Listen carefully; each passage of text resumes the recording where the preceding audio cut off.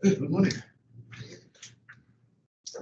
So moving on today towards chapter 5. Titled Rise and Fall of Business.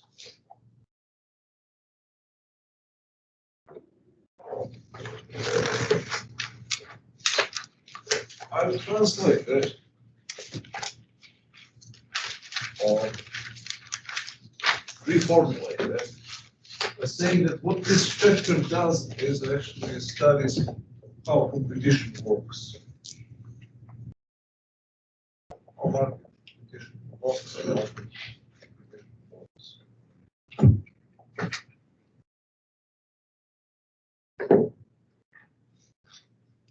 And we already have some rudimentary notion of how this works from our discussions on market prices and profit and loss. And we see that competition is a mechanism that is necessary to ration the use of scarce resources. So all the basic notions about economics, we think we know what it is. But to know what something is at the level of the definition and to understand in detail how it works, in reality is a rather long way. So the purpose of this chapter and today's lecture is to put a little bit more meat on the bones, so to speak, to offer us a greater depth of details about how the actual competition in the marketplace works, and are there different ways in which competition operates, starting with the basic problem of different models or theories of competition.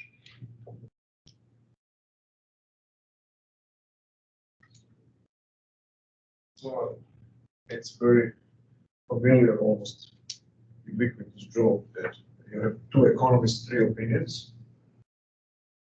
And it applies also to the theory of competition. So there is not one single correct definition or explanation of how competition works. And whenever you have a disagreement or whenever it's not quite clear how something works, what you do, you build a model. Build a model that emphasizes one or two aspects of a complex phenomenon and ignores others for the purposes of understanding one aspect of reality. So we have different models of competition, theoretical conceptualizations of how competition works. We will see that the book insists on one of these models, on one of these concepts of competition that is regrettably in the textbooks of the economics. Introductory price theory textbooks are largely involved.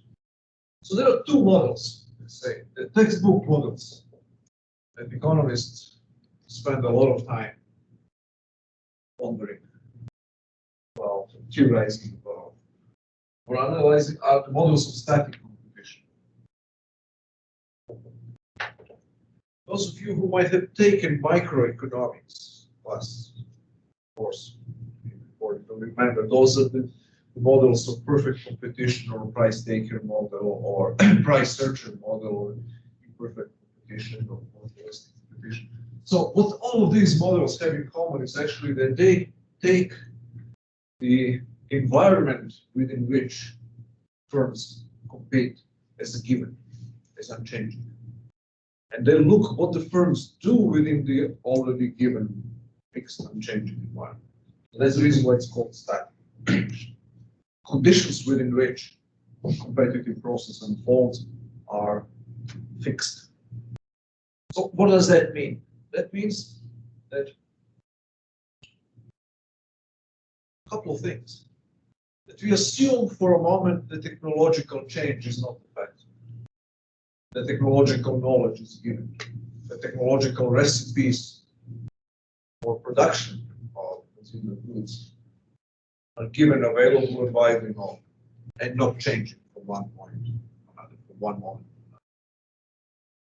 It also means that there is no kind of follows from the previous, there are no technological revolutions. There are no big technological innovations. So the most that the firms within this model of static competition do or can do is to improve quality. We are making the same product. I can differentiate my product from yours. We are selling cars. I can paint my car green instead of black, or I can improve something within the existing parameters of the product that is being sold without changing fundamentally the nature of the car.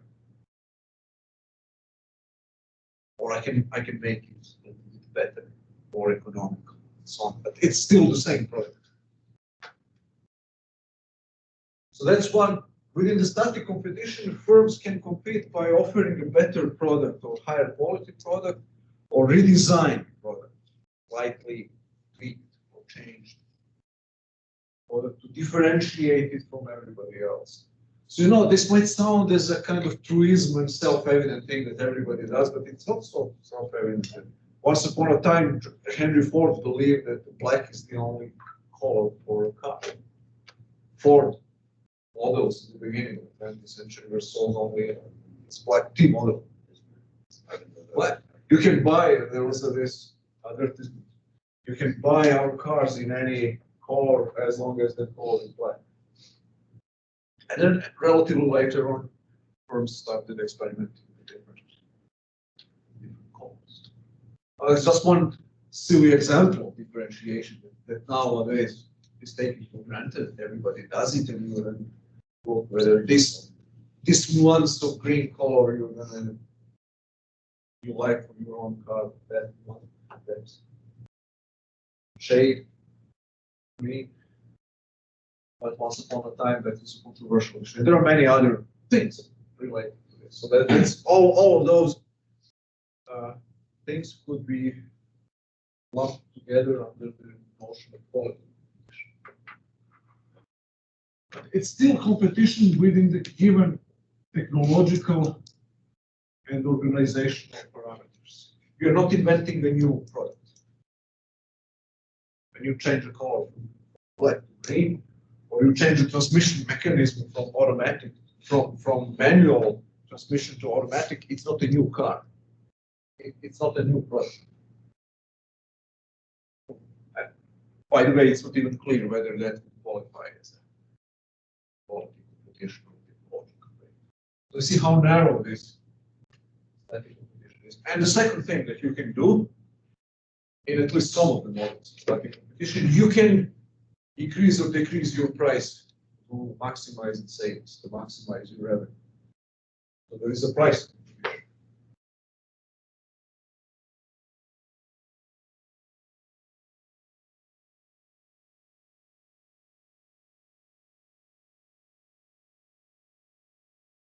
So price competition typically means cutting prices to undersell, to undercut, offering lower prices.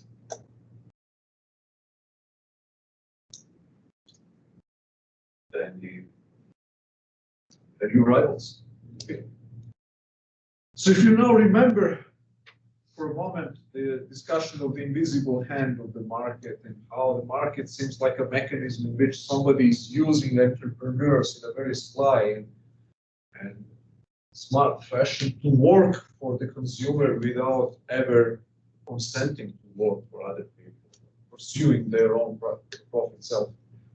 private selfish profit interest. You see that these two examples are most often used as an explanation, as an illustration of how this works. So in order to attract why cars started changing colors from black to green, because they considered there was a demand that somebody else would be willing to pay more. The more people would be buying cars if you paint them green. Or if you have a better transmission mechanism, more people will be buying cars that are more cost efficient. If you have certain advantage in the design of the product. So you don't look after the consumer welfare when you are introducing some quality improvements, you're looking only after your projected sales figures.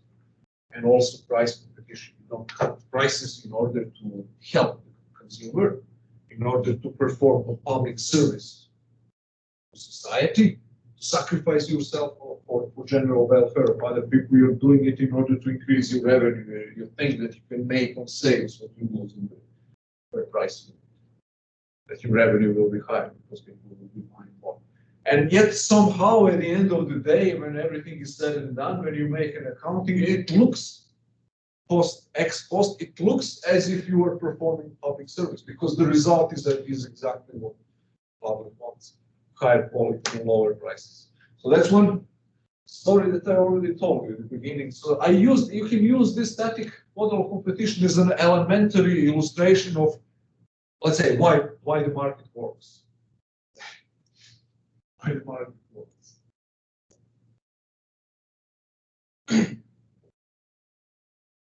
And the most elementary explanation of why the market works is actually that you don't have to count on the goodwill and selflessness and altruism of entrepreneurs and businessmen to achieve the results that are in public interest. You can rely on their own selfish pursuit of private interest. If the market works correctly, if competition is allowed, if competition is not distorted or limited, or even prohibited by the governments. For example, by tariffs, protections, in which you then artificially favor domestic firms at the expense of foreign firms, and then the customer is suffering, consumer is suffering, but having to pay higher prices for both domestic and foreign goods. In that particular setting, then you can say that competitive process doesn't work in public interest, but the reason why it doesn't work is not the greed and selfishness of entrepreneurs, is actually a system of incentives within which they operate that is set up by the governments, by the taxes on foreign imports. Because then the firms that are importing goods in America have to charge higher prices because they have to pay 20% more. They have to pay 20% tariffs to the government, so in order to cover their costs, they have to raise prices. If the importers have to raise their prices, then the domestically produced goods of the same kind will increase in price, because then domestic producers can afford. They can get away with charging high prices because competition cannot undercut them. So then the reason why competition in that particular case doesn't seem to work for the consumer is not greed and selfishness of entrepreneurs, but rather the system of incentives. That's another, let's say, takeaway we can make out of this, is that greed and selfishness and egotism of businessmen are not very good explanation for anything. People oftentimes say that recession was caused by corporate greed, or this product is not very good because of corporate greed, or this or that problem is caused by corporate greed. That would be like if you said that an airplane fell because of the force of gravity. That the force of gravity is to blame for airplane crash. Okay, yeah, in a certain sense it was, because had it not been for the force of gravity, the airplane, that particular airplane, Boeing 737 MAX, that was one of the airplanes that had some trouble. And then imagine the Boeing CEO saying, "Oh no, the force of gravity is to blame." It can explain things as far as it goes, but it doesn't go very far, because then also Airbus 320 is exposed to the force of gravity. It didn't fall to the ground. Dreamliner 787 Boeing also has to face the force of gravity, but didn't fall to the ground. So by the same token, actually, the greed is ever present. Greed is everywhere. And then if greed is the cause of bad things, what is then the cause of the good things? The same people, businessmen, with tariffs or without tariffs, businessmen seek profit. How come that the same businessmen achieve social desirable results if they don't face tariffs, and they achieve less desirable results if the tariffs exist? So you see that even those limited, one of the limitations of static models of competition is that they are not realistic enough. They don't capture all the aspects of the real competitive process. And that's not a big problem, because all models are, one degree or another, unrealistic. They're always simplifications. So they don't capture all the aspects of the competitive process, and we're going to talk about those additional aspects that are not captured in the concept of static competition. But nevertheless, they can explain quite a lot.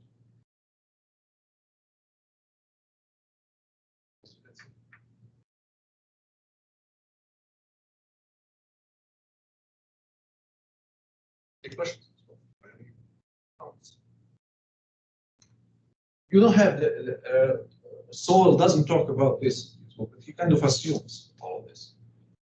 It says rise and fall of businesses. He insists Sowell's chapter is almost entirely about the second type of competition, dynamic.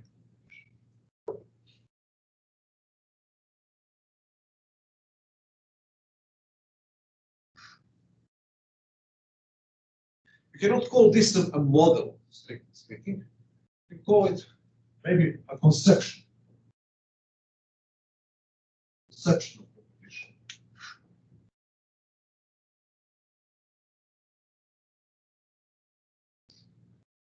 It's a certain view or a notion or a concept of how competition works. And dynamic competition means that we look at the competitive process, rivalry between the firms operating on the market, if we allow conditions to change. That's what dynamic competition means. Conditions in the environment in which firms operate change.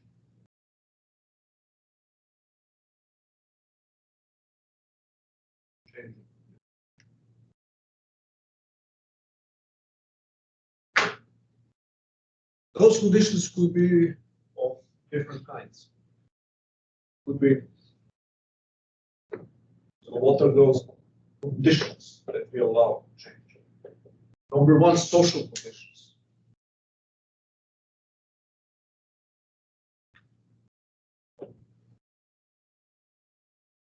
There are many examples that he uses in studies. Retail business, how retail business adjusted change social conditions, the pattern, demographic patterns, where people live, or how people live, whether people drive cars or not. So businesses to keep up with the changes in the way of life, society.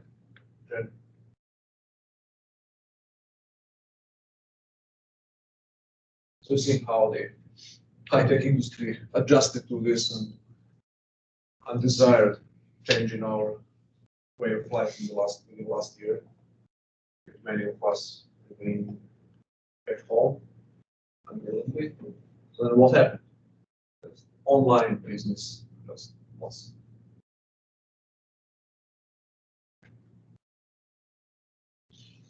So changes in social conditions in the way of life. That social conditions could be the way of life.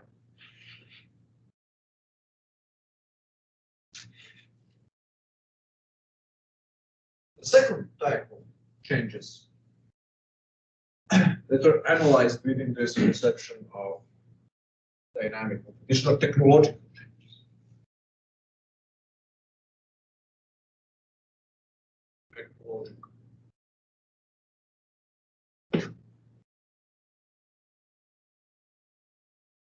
How technological innovations, but not of the kind of slightly tweaking the product or changing the color from black to green, or slightly tweaking the transmission mechanism, but inventing new stuff, radically new stuff that obliterates the need for the previous one. So imagine that somebody invents a new vehicle that makes car completely obsolete. Nobody will want to buy a car in the same way. For example, that the personal computer placed typewriter. That's a type of competition that Austrian economist Joseph Schumpeter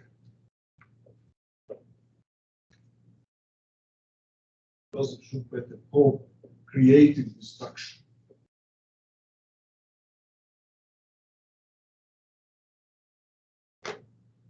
Creative destruction. It's a process in which you create something revolutionary new that satisfies the old needs in a better way, or satisfies some of the needs that couldn't be satisfied before, but in the same time, in the same process, destroys the old ways. So when I was very young, when I was of your age, I would be working for a newspaper in Serbia, and I had a great need to type articles every day or every 2 days. That was kind of low level of reporting at that time. I wasn't writing columns or op-eds, just reports, what's going on in politics. Press conference, I will be reporting then what the minister said or what the opposition leader said, and so on. I will be using, how I was typing my reports on a typewriter that I got from my uncle, who got it from his uncle, sent from America in 1965, 1966. So I would be typing, I would be doing it first in the long hand, writing my report and then typing it in the typewriter. If you make a mistake, you have to throw the paper, pull it out and throw it in the trash can, and then you put another one, you retype it, and then once you're done, you hand it in to your editor, and he then copy everything, does it whatever he wants, because he, and then publish. Then you read it the next day in a printed version of the newspaper. 1998 is the year that there was no online version newspaper. So that's a job of a lowly journalist in some godforsaken country in Eastern Europe. What changes for in the job of a person like that in the same country 10 years later? Or let alone today. You bring your iPhone with you, you record what the person says, or you type it on an iPhone, you send it as an attachment to your editor, 10 minutes, it's done. So the same need for a journalist to perform the same task, the same job as before is now infinitely easier. So that's the creative part. What is the destructive part is that the firm, for example, Olivetti from Brazil, that was the #1 producer of typewriters, is out of business. Nobody wants to buy a typewriter anymore because almost nobody needs it. Maybe just a very narrow group of freaks who like to collect items of some historical importance. They would like to buy typewriters, but you have to do something else. It's a nice additional homework assignment for viewers. Google what happened to Olivetti, what Olivetti does now. I bet that they had to switch to something else in order to survive. So that's creative destruction. This merciless process whereby new stuff gets discovered in the technological sense, new technological ways of satisfying the same needs as before, which makes the old ways of satisfying them obsolete.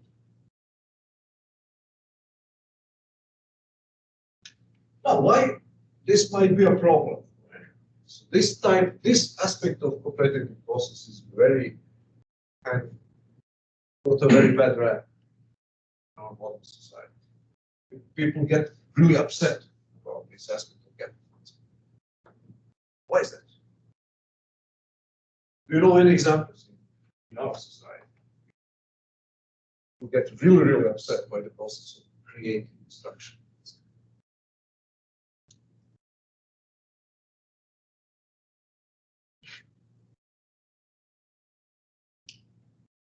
What happened to American manufacturing? What is the most usual complaint people have? I just saw the other day a complete one, very smart political commentator.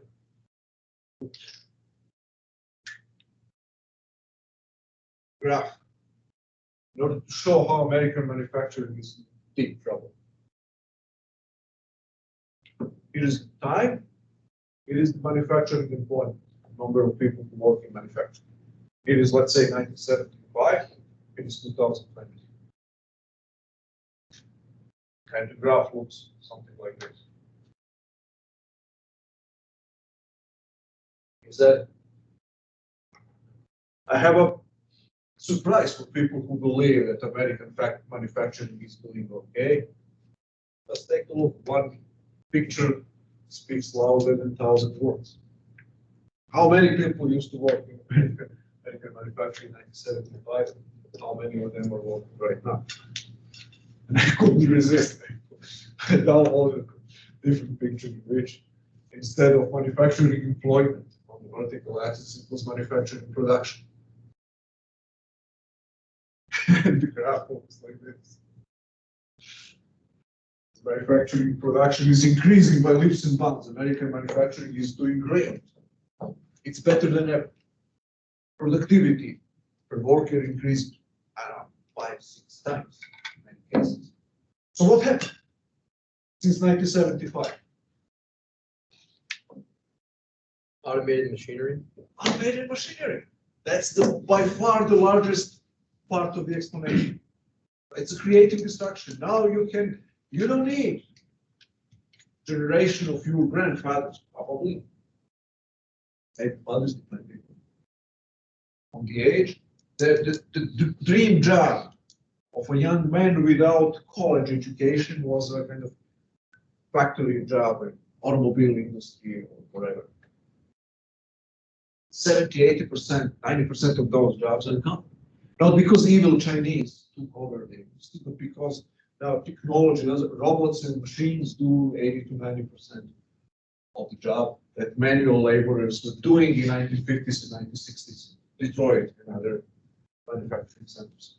And they're doing it much better, and they produce much more cars than before. And they produce much better cars. I challenge anyone to dispute this, that the Honda Civic in 2020 is a better car than any car that you could have bought anywhere in the world in 1950, 1985, 1990. I know something about this because I lived in the 1990s. Modern cars are incomparable in quality. Past 20 to 30 years. Like air conditioning in cars, give me a break. 1980s. How many people? My uncle was a relatively wealthy guy who was living in France at that time. He had cars that he could have dreamt of, and Serbia didn't have air conditioning. Something, let alone many other aspects. So, and then people resent this fact. People say, okay, it's very good that foreign corporations can earn more money, and the Toyota and Mazda and General Motors are making much more cars and much better cars than before. But what about those people who lost their jobs? What are we going to do about it? Isn't this process unjust then? You are sacrificing the fortunes of small guy who works hard, who may have undergone a training, many year long process of training for a given job, and then it's just gone. One day, somebody invents a new machine when you are out work, or somebody invents a new product that makes your company go, right? How is that just? Are we to do something about this process? Can anything be done about this process? So there are people who, always the perennial debate whether a glass is half empty or half full. Now, when it comes to this discussion, the people who believe that the glass of globalization and capitalism and competition is half empty far outweigh the number of people who say it's half empty. So I'm not saying now that I'm not advocating any particular policy or even the idea that we need any policy to deal with this. I'm just saying that this technological innovation and creative destruction that it brings about is a big topic of discussion for the society. More among politicians than among economists, but even among some of the economists.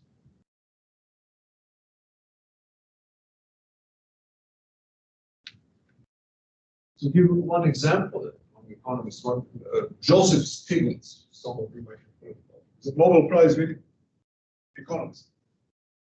He's not an expert in economic policy. He's rather like a mathematical economist, theoretician.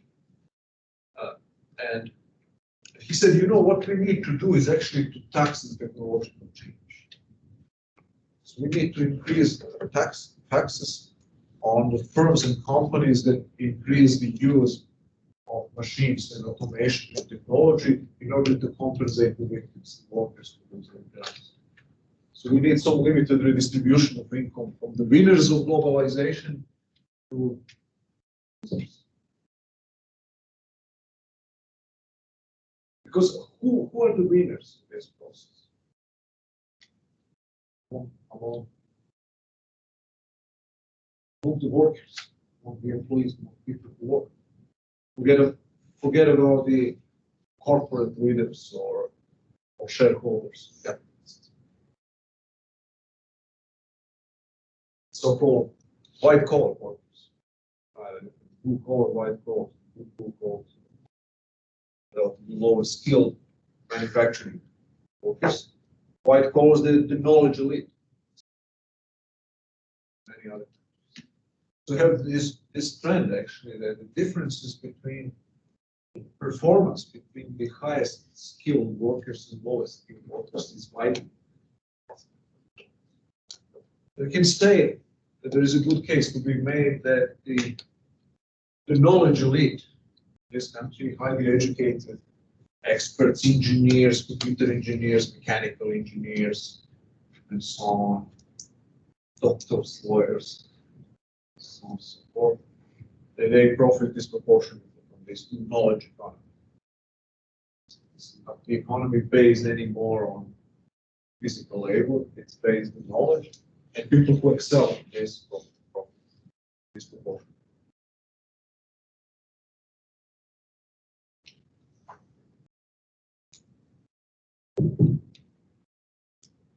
Okay, that's the side of technological change that talks about the effects for individual people. What about firms?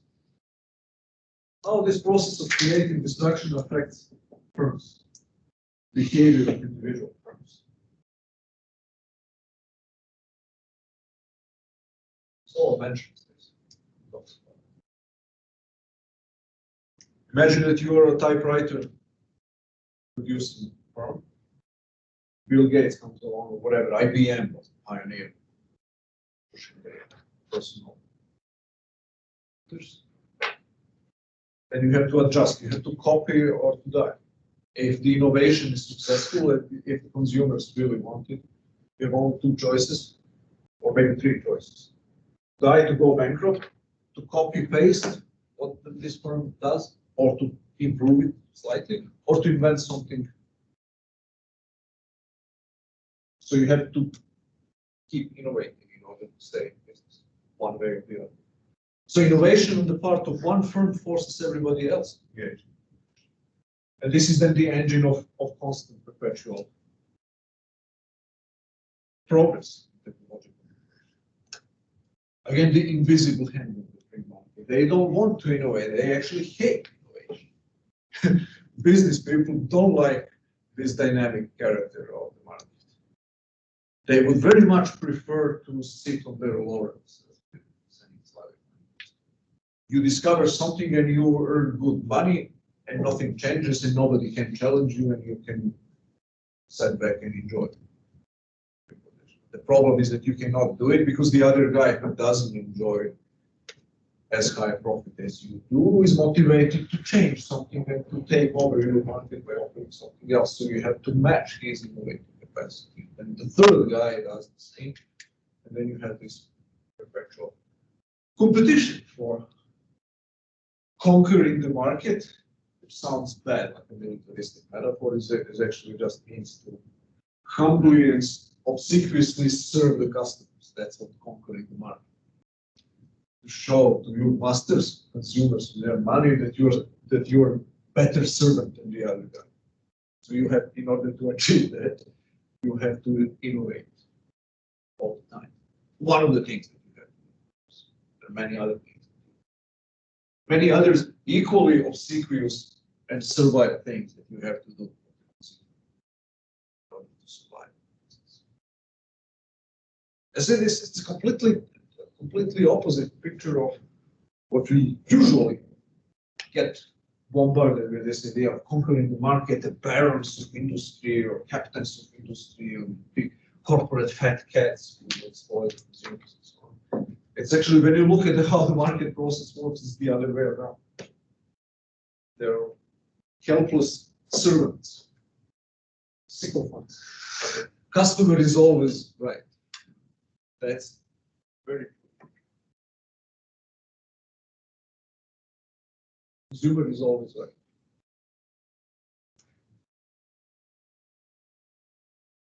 So then, permanent technological innovation. If you let the market go free, if you don't try to improve on its conditions, you're forcing entrepreneurs to compete all the time by radical technological changes. And all of those changes improve the quality of life.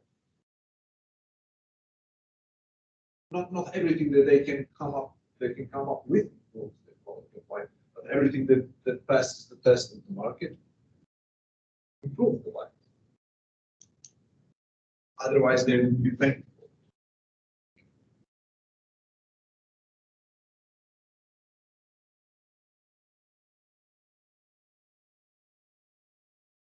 There are also organizational changes.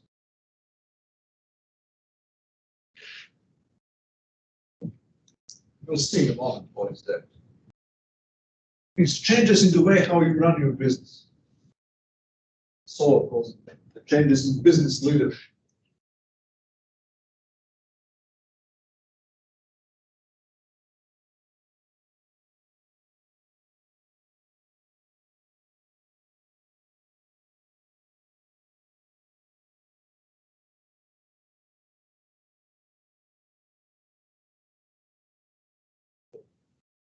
Okay. Any questions?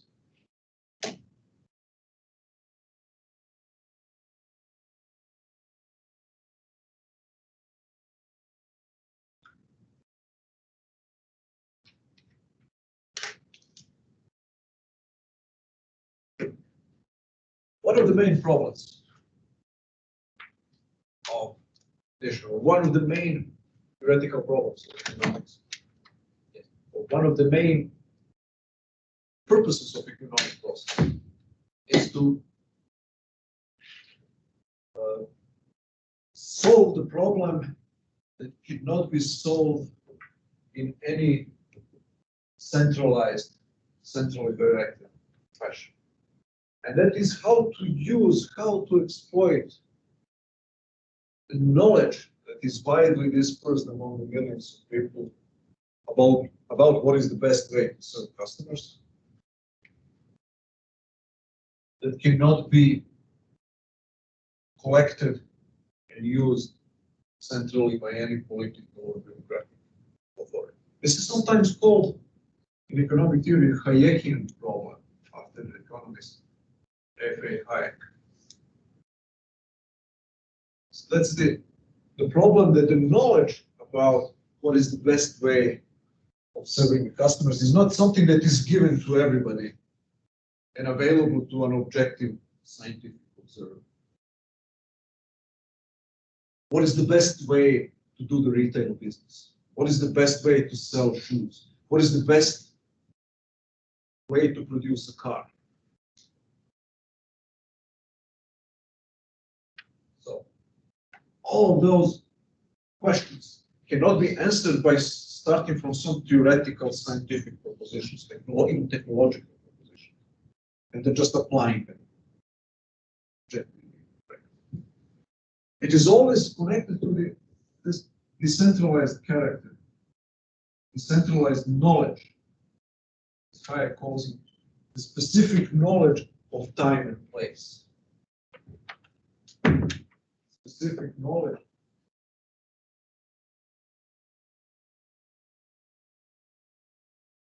of time and place.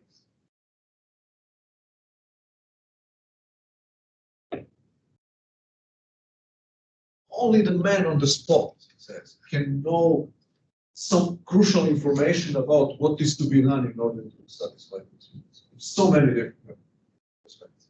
One beautiful example is offered in your book. This guy, J.C. Penney. You know who J.C. Penney was? J.C. Penney was an employee of a mail order company called Montgomery Ward. So what are mail order companies? How they came about? Anyone remembers? Solo tells a story about that company in great detail. About those companies in great detail. As a part of this discussion of social changes and how they affect.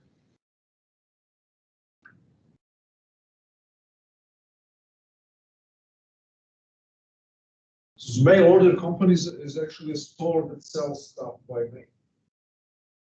They discovered in the 1930s and earned more money by using the trains and later the postal office, the buses and postal office facilities, that you can expand your business, especially in rural areas, by offering mail service, mail order. That you can more than match prices of local rural stores in the old-fashioned type of business by offering people disabilities. It was a kind of very primitive early form of Amazon.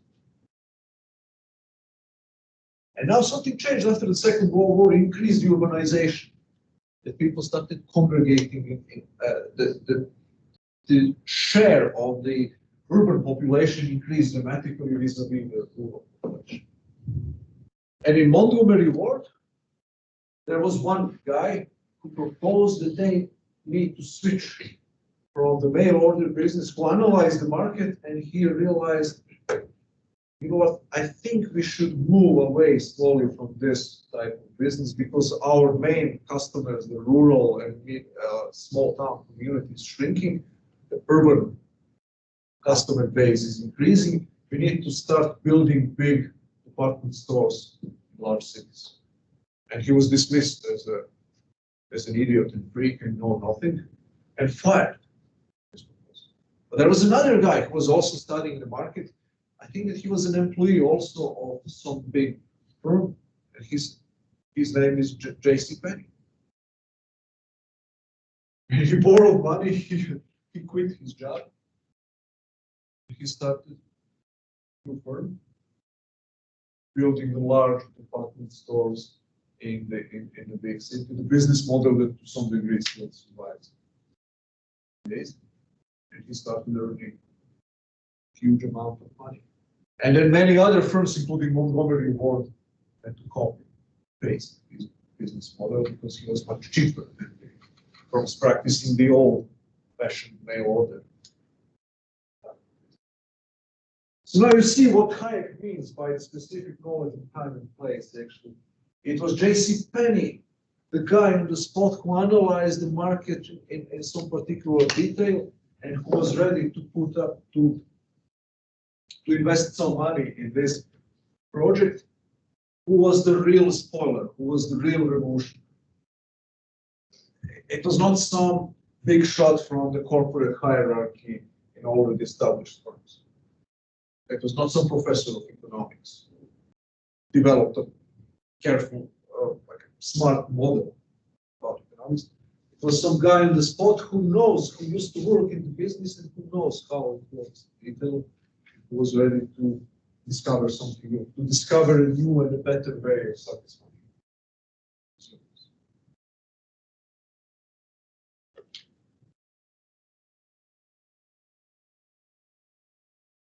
So then after the Second World War, Walmart came about. Sam Walton was also an employee. I think he used to work for J.C. Penney. And now in this big, gigantic walls of the type of Walmart came about after the Second World War, when another change took place, a move from downtown areas from the inner cities to the suburbs. JCPenney was the predominant model of business in the era in which people were congregating in big cities, and that's where the jobs were. 1950s and 1960s, actually, jobs were starting going on. The inner cities become impoverished. People started moving in the suburbs, and now we had to figure out how to serve them once they were living spread over long sprawling areas of the suburbs. So the Walmart type of store was a solution for that particular problem. And again, it was one maverick guy who quit his job in order to start a new firm, Sam Walton, who discovered in this new model of mega market, shopping mall, whatever. No, this large store that sells everything in one place. Now imagine the likelihood of some socialist bureaucrat in a system in which there is no market competition who can figure out all these indirect ways to serve customers in the retail business only over the last 100 years. What's the likelihood of that? Some centrally appointed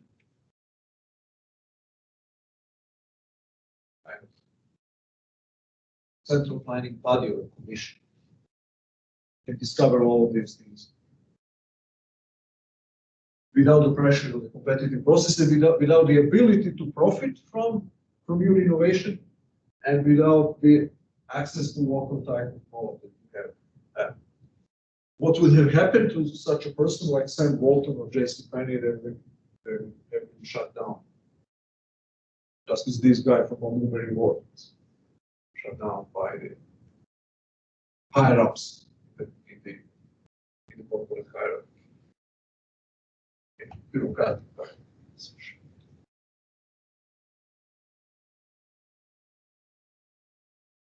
So see that market competition allows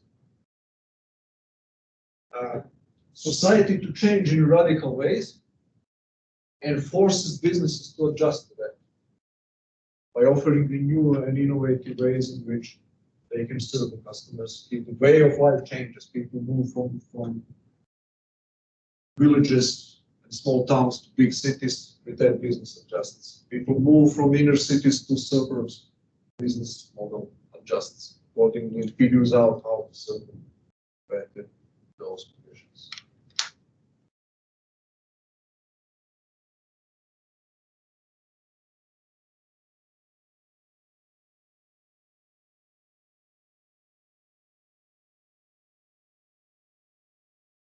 Organizational changes in business leadership.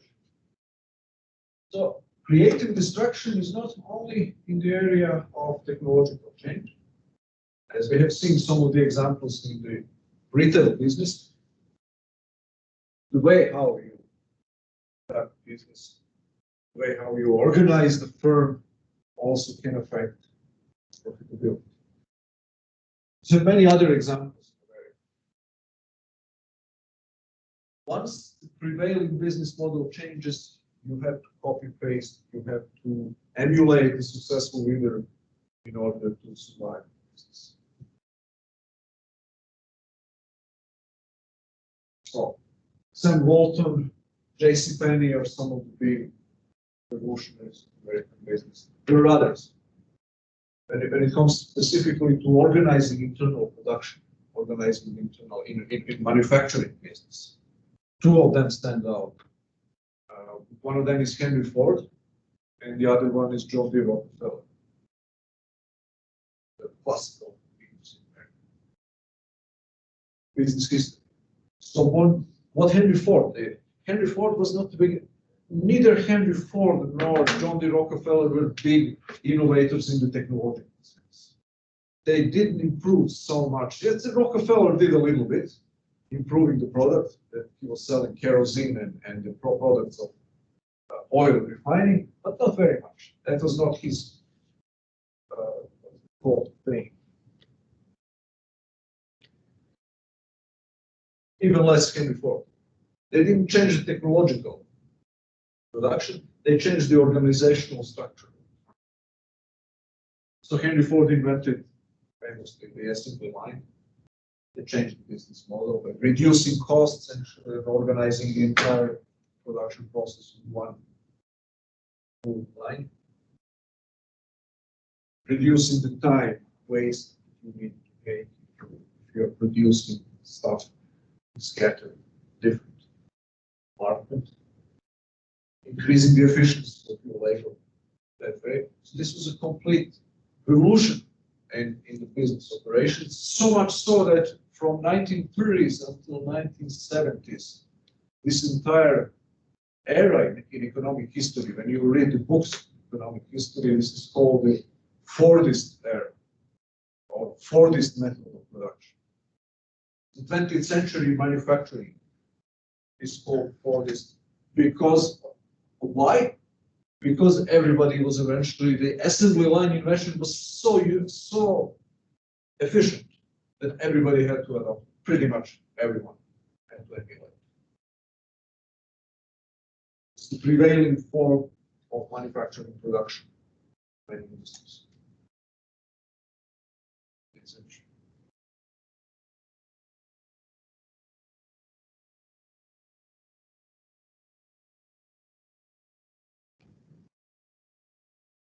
John D. Rockefeller, what he did was actually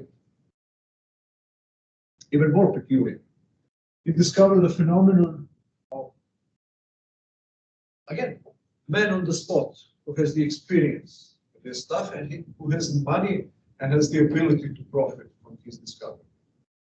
So both of these are necessary for business innovation, business change. That's why in capitalism you have business innovation, in socialism you don't have. Not because socialist central planners are not as smart as capitalists, but because they have no way of profiting from a discovery of something new that they can profit from, because there is nothing to profit from. You have your salary and you do what you're told to do. If you don't do it, if you propose some change, you're going to get shut down. Or if you propose it and it works, your higher ups are going to get the credit. You're not going to profit from that. If it fails, you're going to get blamed. You may end up in whatever, in Gulag, in Siberia, whatever, in prison. So you may get shot and understand. The engineers who don't fulfill their quotas, who don't fulfill their production quotas, you would shot. Sometimes they would be shot even if they do. But you need a scapegoat, those kind of systems. So you don't want to, what is the term? Stick your neck out on the chopping block by proposing something new and trying to innovate, and that can be dangerous. So even if you're smart, so people are smart. In socialism, capitalism, Russians are as smart as Americans, but the problem is that they cannot, there is no way to use your intelligence and your discovery of new things to benefit yourself. That's why you don't have innovations. So John D. Rockefeller, so the first step is this discovery and knowledge and understanding of the problem on the spot. He discovered that you can reduce your costs by integrating the entire structure of production of one good. So that means in oil business, you go from drilling crude oil, refinery business, and then distribution and selling business, selling the final product, kerosene, gasoline, and so on. The conventional model of business before John D. Rockefeller was that one firm is drilling oil and selling it to the refineries. The small refineries typically were competing among each other. They would be buying crude oil from oil drilling companies, refining, and then selling the final product to the distributional network. A third layer of completely independent firms. And nobody thought of unifying the entire production process within one single firm. So Rockefeller did that. So he figured out actually that you lose if you operate in just one line of this business. Let's say he started with refineries.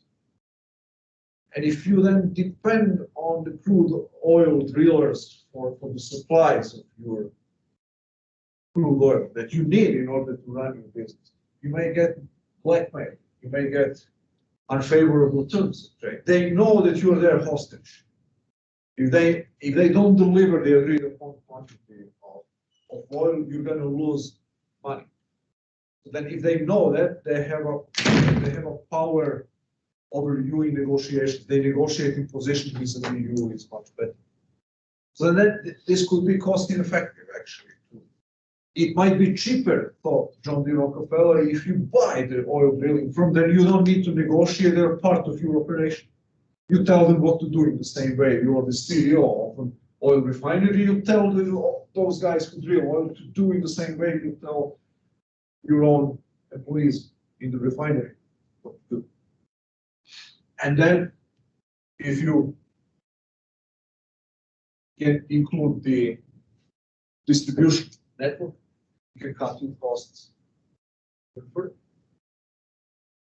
So what he did was actually to expand the ExxonMobil not only horizontally by buying all other minor refineries, he did that as well. He realized also this concept of economy of scale. Many of the American economy of scale, that when you increase the size and scope of your operation, the size of your firm, you can produce stuff at lower cost. That's the economy of scale. That's something that was discovered in the 19th century as well. Big firms can produce at cheaper price than small. Why is that the case economically? It's an interesting theoretical problem that was solved in the meantime. There is a pretty good economic explanation for why is that so, but in the 19th century nobody knew that. And it was discovered accidentally. People grow spontaneously, their firms grow because they're efficient and cheap, and the demand increases, and people realize that small firms cannot keep up with them anymore. So that was the origin, for example, we will study that next week. Antitrust laws. Anyone knows what are antitrust laws?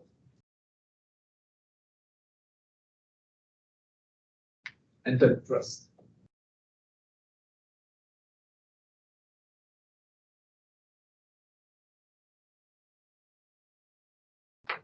Laws against the monopolistic abuses by big firms, anti-monopoly laws, laws that want to protect competition. And they started, they were invented essentially. The first antitrust statutes were introduced in the late 19th century as a reaction against this trend of big firms, large firms taking over the market and destroying small firms. That's oil trusts, coal, aluminum, sugar, all kinds of different firms, large firms operating in the business, cutting prices because the economy of scale, the large size, allows them to produce at lower per unit cost, average cost. If your costs are lower, you can afford them to sell at lower prices. You sell at lower prices, the other less efficient guy who cannot afford to sell lower prices and stay in business will suffer and eventually go out of business. And then small guys banded together and kind of involved politicians and said, oh, you know, those evil trusts, they're extra exploiters. They destroy the livelihoods of small guys, small honest businessmen who were doing business for decades, and now they were destroyed by these newcomers who monopolized the market and so on. That was the argument. Eventually, what was behind it is very simple. Large firms selling at cheaper prices, taking over the market from smaller, less efficient firms. And smaller and less efficient firms didn't like it. And it's always easy to convince the economically illiterate public that big guy, big corporate fat cat is doing something mischievous that has to be punished for. Sympathy for the small guy who is a victim of a big corporate. So it's a winning hand, always is a winning argument in political debates. That was the source of antitrust law. So John D. Rockefeller, it's not the accident that he was one of the main targets. So he grew his firm both by buying small refineries and by buying vertically firms in oil drilling business and distribution. Anyone knows which firm is the descendant of John D. Rockefeller's Standard Oil of Ohio? That was split up or broken up by antitrust law in multiple firms in 1913, I believe, but one of them is the main descendant. And you still have the gas stations even in Bismarck downtown that belongs to Rockefellers. It's one of the biggest oil firms in the United States right now. It's the direct descendant of Standard Oil. ExxonMobil. ExxonMobil is former Standard Oil. So it has distribution of gas stations, and it also drills oil. Actually, in 2015, when Obama administration imposed sanctions on Vladimir Putin's Russia for their aggression in Ukraine, ExxonMobil stopped their drilling operations in the Arctic, and because they were the only firm that was capable of such a thing, it's a very sophisticated. That's a very sophisticated and complicated business that Russians couldn't do themselves. They don't know how to do it. Once ExxonMobil was out of the picture, they lost tens of thousands, tens of billions of dollars because of that. So they do both extraction and refining and sell to the final customer, distribute. Still, so this is still the business model, the prevailing business model in oil and gas industry. So that's how big figure John D. Rockefeller was. And we have many, many examples like that. Bill Gates or Jeff Bezos. So what Jeff Bezos did, Amazon business model, what is that? Why Amazon.com is a revolutionary?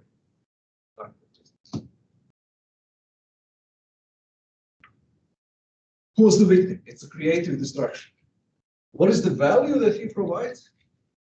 And who suffers as a consequence? So Jeff Bezos' success. I just saw this morning that Jeff Bezos is not the wealthiest guy in the world anymore. You know who is? Elon Musk. Elon Musk. So it's Elon Musk, Jeff Bezos, and then Bill Gates. So what Bezos did, apart from buying Washington Post, annoying the ex-president, really, in the core business of the Amazon operation. What is the main contribution? Why the guy has 200? What is his net worth? Almost $200 billion. Why is that? Even after giving 50% to his wife, most expensive divorce. Even after that, what market niche, what specific contribution to satisfying consumer needs he provide? Obviously, millions of people must be paying him for something, otherwise he wouldn't have earned all the time. All of us are paying that basis. Amazon Prime. How many of you have Amazon Prime? 50, 60%. Right. The other day I was thinking that in my family we are buying essentially everything but gasoline and food by Amazon. Almost everything.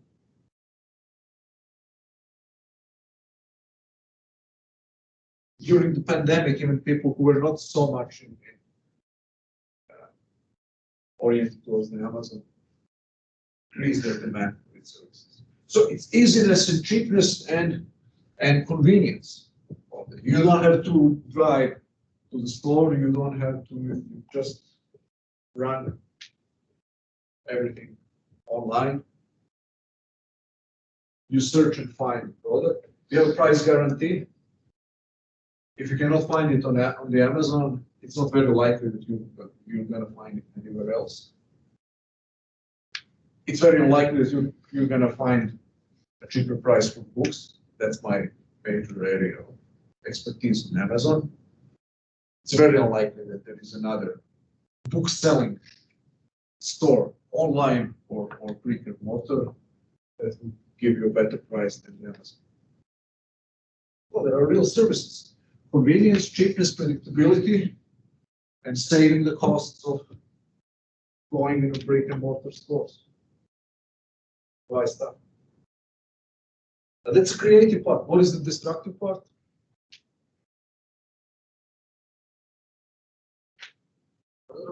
Quite a few stories about that.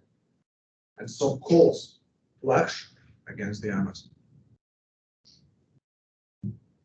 One of them was brick and mortar stores in general suffer. So the employment, low minimum wage employees in brick and mortar stores suffering only for this evil corporate genius, billionaire, trillionaire, Jeff Bezos to have more and more money day after day.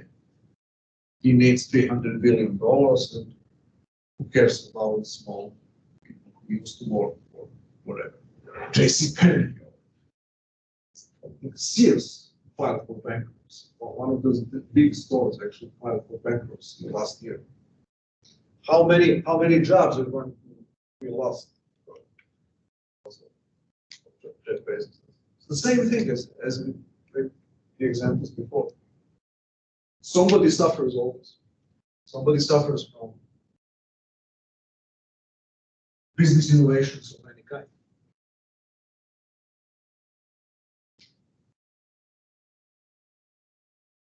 So that there was a legislative initiative in the United States actually to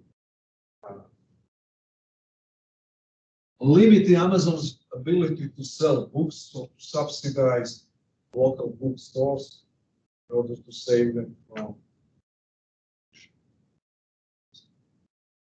So people consider that the local bookstores are some public good that has to exist. Then they seek for the means how to protect them against the competition by Jeff Bezos.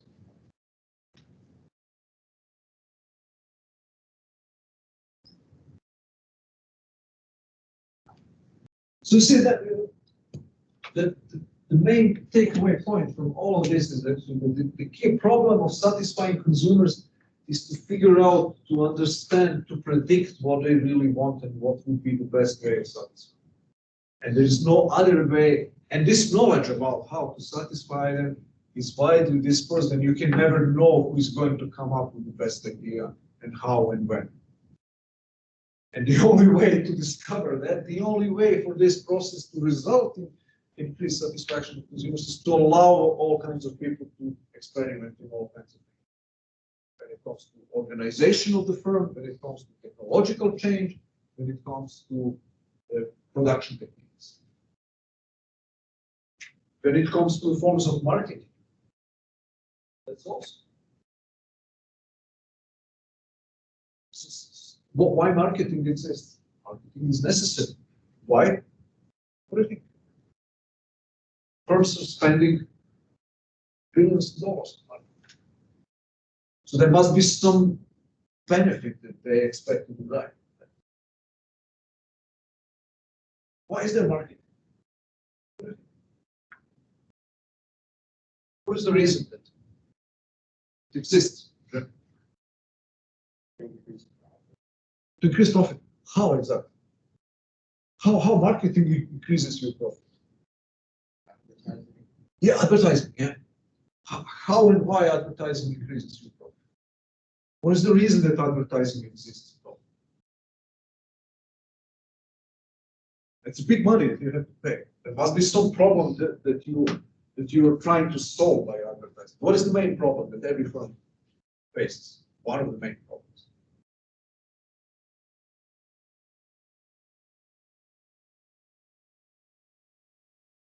Nobody knows about it, or nobody knows, or few people know the exact characteristics of your product, or people don't have a good will for your product. You have to convince them that you trust them. Yeah, marketing or advertising wouldn't move you very far if your product is lousy. At any rate, there's this limited information. Limitations in knowledge on the part of consumers are creating necessity for producers to advertise and to incur huge costs. What is the most popular theory of advertising? People who don't like advertising. What is the most popular hostile theory of advertising? Why are they doing it?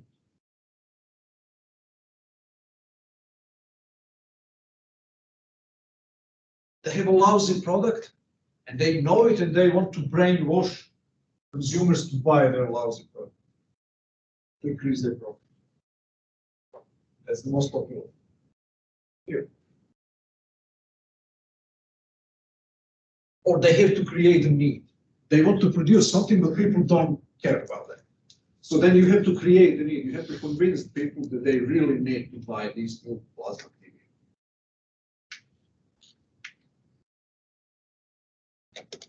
Does that sound possible to you?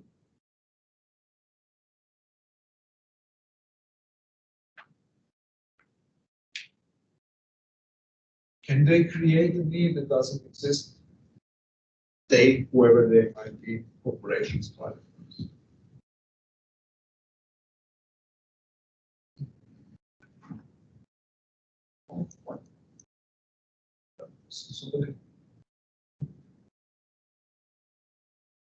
What would be the counter argument?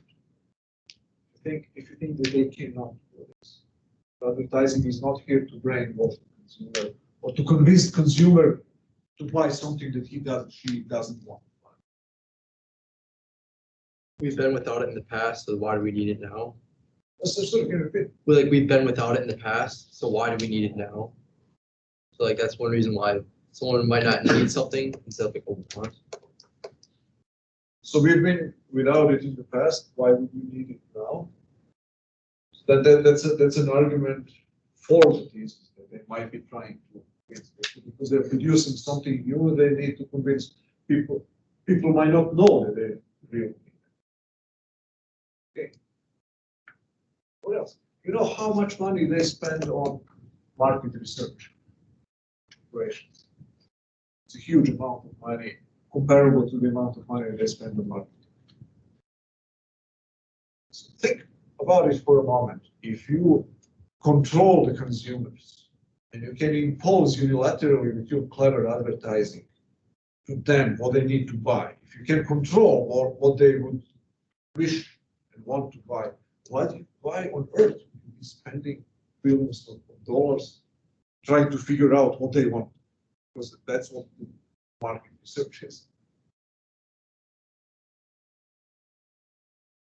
That's if you had that kind of power, this completely irrational money waste, spend all the money on market research. There is another aspect here. So now, if you assume that marketing is a necessary cost that you have to pay for achieving whatever purpose marketing serves, to make your product better known, to convince people why they really need. That might be a very clever argument, actually. That people need this. If they bought this product, they would be better off. But nobody knew about that product. You have to convince them that this would be really good for them. Maybe it is. So whatever the purpose of marketing, if you invent a new marketing scheme or new way of marketing, you can cut those costs. That's also creative destruction. New forms of marketing could be innovations, cost-saving innovations in the same way in rich technological changes, cost-saving innovations, or internal business leadership, different internal business leadership models in organizations. Okay, any final questions, comments?